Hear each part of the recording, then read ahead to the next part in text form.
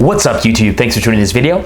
In this video, we're talking about what it's like to live full-time in an RV. But first, make sure to like this video and subscribe so we get off to a good start. All right, so RV living has kind of caught the trends in the last couple years, and a lot more people are doing van life. It used to actually be considered taboo to go live in a van down by the river, but now it's what everyone wants to do.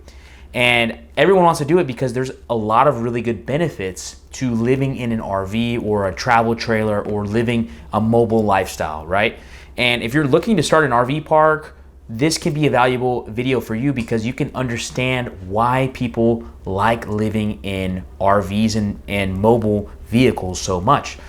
So firstly, I want to say, I spent a while living in an RV. I lived in an RV for about a year, and it was specifically actually a fifth wheel, but it's essentially the same thing, a recreational vehicle. And I really actually enjoyed my experience living in a fifth wheel. I lived in a 27-foot fifth wheel, which I had parked at an RV park. And I kind of had the method, I didn't really use it a lot to travel to all these different places. I used it because in my area, there's not a lot of places to rent that are very cheap. And I didn't want to have to go through a credit check. I didn't want to have to make a deposit and go through all that stuff like a typical apartment. And I also wanted the flexibility that if for any reason I needed to leave town, I could do so easily. I didn't have to sign a one-year lease or anything like that. So it really was beneficial in that regard, that I was very mobile. I could, if I wanted to, I could turn my key and leave at any time. And I like that flexibility. Now that's a big thing for the typical RVer or the person living in their RV, is that at any time, if you don't like your neighbors, you can just turn your key and bring your vehicle to a different spot, to a different park, to a different state, to a different city, anywhere. Whereas if you buy a typical 3-bedroom, 2-bath house and you have a mortgage or whatever, that's a whole can of beans that you have to open if you want to move. And there's so much paperwork involved, there's so much listing, it's just such a headache. Whereas if you live in a recreational vehicle, you can simply just turn the key and leave. And that's one of the biggest benefits of living in an RV, is the mobility of it. But essentially, I viewed it as about a 1-bedroom size, the same size as about a 1-bedroom, 1-bath, little studio apartment.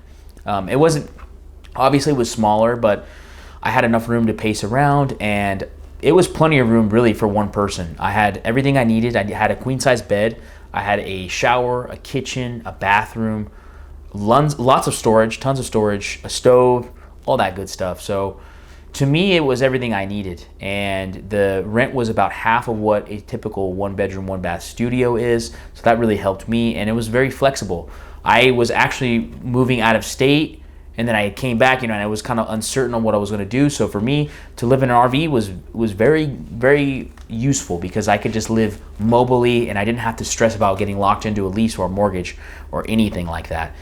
And not only is it good for the long term in terms of this lifestyle that we're living, but it's also good for the short term. If you just want to travel, it's great. I mean, you can go from state to state.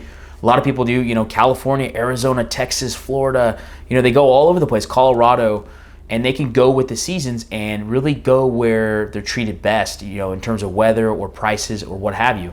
And especially if you live remotely, you work remotely, and you make money online, you can really take that money anywhere. So you could live in Colorado during the summer, you could live in Florida during the spring, you could live in Texas during the winter, you could live in California, during the summer, what have you.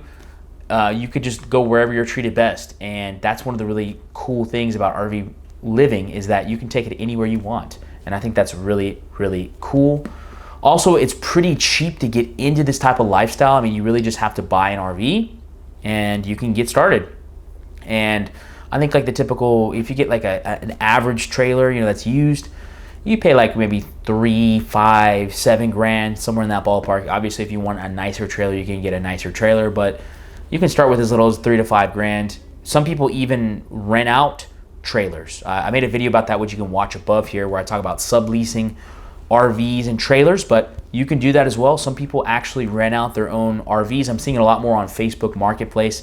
I personally, at my property, do it a little bit, and it's effective. People are just looking for a cheap place to stay. So I think if you're starting an RV park, you are catering to a great lifestyle, because RV living is something that is ideal, really. We want our flexibility. We want cheap rent. We don't want people to tell us, hey, you can't move for 30 years, you know, whatever.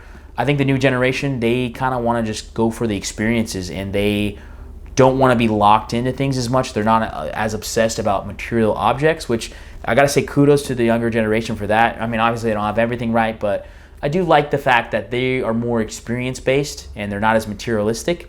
And so RV living definitely appeals. I'm seeing a ton of, you know, Gen Z and, you know, even some millennials that are living the RV lifestyle, and it's awesome. Even some boomers too, but really the younger, if you're catching on to the trends, the younger generation is more into experiences. And so I think RV parks are going to do well for that reason. I think the 3-bedroom, 2-bath residential home, it's kind of dying a little bit. That, you know, typical American dream of owning your own home, it's kind of dying out a little bit. And people just don't want to, they just don't want to be held back anywhere. They want to go wherever. Obviously with COVID, you know, things shut down, and so we don't want to deal with that again. So we just want to go where we're treated best and just, you know, have an endless summer. You know, essentially that's what a lot of these younger generations want, is just an endless summer. They just want to go wherever life is the best, right? And so if you're an RV park owner, you can tap into that. Now, I made a video you can watch above about the difference between affordable RV parks and travel RV parks. Watch that video above if you want to watch, if you want to see more about that. But essentially, what, you know, if you're planning to live the RV lifestyle, I think whether you just stay in your town that you're in and you just decide you want a cheaper living, it's going to work great for you. Now, you're going to have less space, and it's not going to be as comfortable as if you have a 1-bedroom, 1-bath studio, but you're going to have flexibility. And then I also like too, I didn't mention it before, but you don't have any roommates. I love that. You don't have any roommates. And especially if you can find an RV park or a homestay where you have a lot of privacy, even better.